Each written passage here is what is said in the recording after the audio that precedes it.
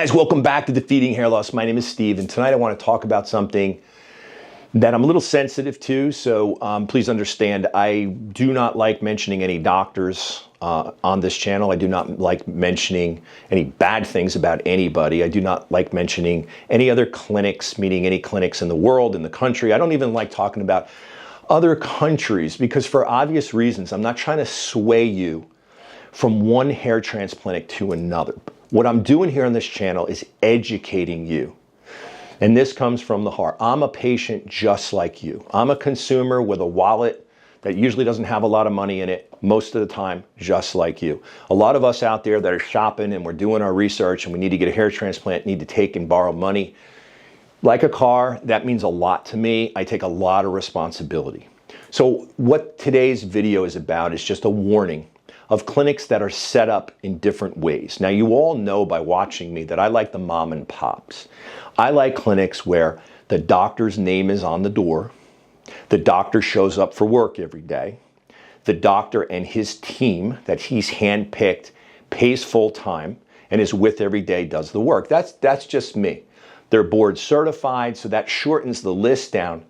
Because the reason for this, besides what I look for, what I've helped Bobby Dunlap look for, what I've helped David DeMuzio look for, what I've helped Lance Fuller look for, you've seen all the results on this channel, are these type of doctors. That doesn't mean that if you choose somewhere else or some other doctors around that aren't kind of connected in what I call the coalition of independent doctors, you're going to get a bad hair transplant. That's just simply not true.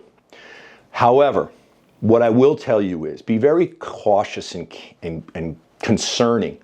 When you're looking at some of these clinics, I call them gypsies because they roam from city to city, but they do actually have some bricks and mortars, meaning buildings set up in certain locations. But their website and kind of like their arrogance is to let you know that they have multiple, I'm talking 50, 60, sometimes 20 locations, sometimes 8, 9 locations in one specific zone, one area. Let's just say, for argument's sake, Miami, Florida. They've got 9 different locations in Miami, Florida. I'm making this up.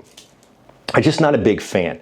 Why am I not a big fan? Okay, so they did surgery on some professional football player. They did surgery on some professional baseball player. They did surgery on some professional hockey player. And that baseball player or that football player gets up there in that video and talks about how they got their hair back and they got their swagger back. These guys are normally guys that are retired and they're out of the game now, but they still look good. Of course, you know how that works. These guys are still relatively young. Okay, so I give a lot of credit to these companies from a marketing standpoint. They're out there spending a lot of money. The photography's awesome. The videos are awesome. I mean, it's inspiring. Most of the patients that get hair transplants are men. And I'd say the demographic is somewhere between, let's say, late 20s to late 40s. And they're mostly, or many times, sports fans. So there's this connection that this hero of mine had this hair transplant. That's fine. Here's the question that I would ask, and I'm encouraging to you ask. Hey, Mr. Jones, you own this hair transplant clinic. Now keep in mind, most of the time, if not all of the time, these companies are owned by businessmen, not by doctors. It's easy to figure it out because it will never be the doctor's name on the company. It will always be a generic name. I'll go back to a company that is no longer around, so it's easy, so I'm not picking on anybody. Medical hair restoration. Well, it's not the doctor who started it, his name. Well, why is that? Because that doctor who started that company that did a bunch of professional athletes, he's not doing your surgery in Los Angeles. He's not doing your surgery in New York City. He's not the one who will be doing your surgery in Phoenix, Arizona. Well, what do you mean by this, Steve? Well, if you've sold me on a professional football player getting his hair done, guess what? I want that doctor that did that patient, that professional football player, to do my surgery. That's why I'm here for a consultation. That's how you got me. I was looking at some advertising and I saw my hero, a professional baseball player, and my team just won the World Series, and he's my hero.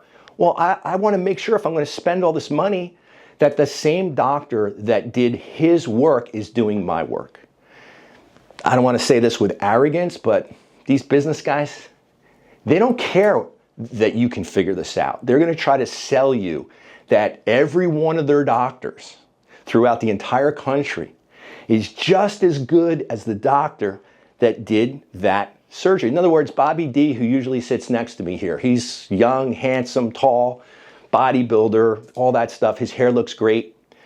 If I'm a marketing guy and I'm telling you to come to ABC Hair Transplants, but I'm sitting here in Seattle and Bobby had his hair done by Dr. McGrath in Austin, Texas, how's that going to work for you?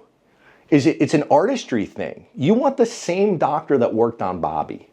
So my tip to you tonight is be very careful of these companies that try to package this stuff. These businessmen that are very successful opening up one location, but they're very smart as well. They're not going to name that clinic after that doctor, because what if that doctor leaves? Then that doesn't make any sense anymore. So they generically create a company, a clever name. And there's a bunch of them out there, but they're not connected to a specific doctor. The doctors in their company are employees. They're not owners. That bothers me. It might not bother you. This is just my feelings. This is my channel. I'm not saying anything bad about anybody. However, I'm just here to help you. So I hope this helps you shop for a hair transplant. I'll have more about this. Don't forget to like and subscribe.